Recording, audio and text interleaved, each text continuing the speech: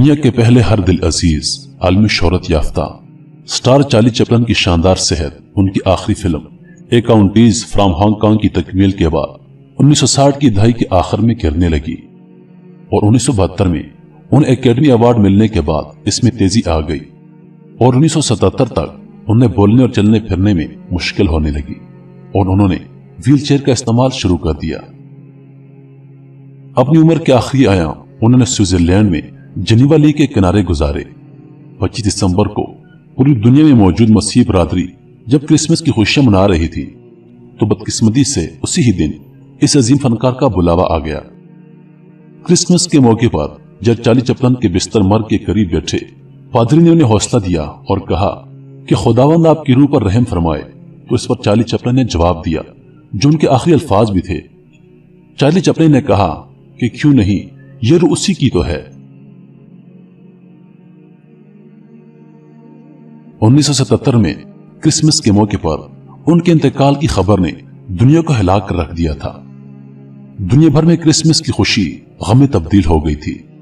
Charlie Chaplin کو کورسیئر survey قبرستان Switzerland میں دفن کیا گیا تھا۔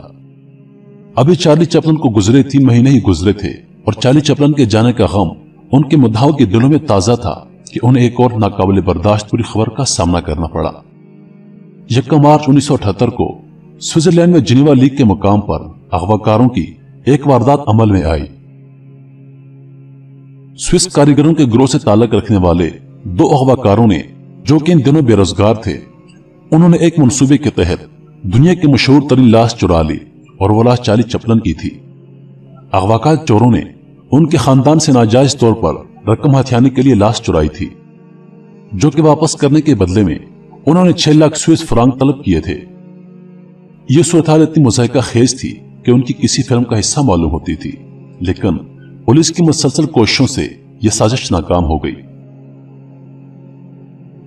چارلی چپلن کو 11 ہفتوں کے بعد جھیل جنیوا کے قریب سے برآمد کر لیا گیا اور چوروں کو گرفتار کر لیا گیا،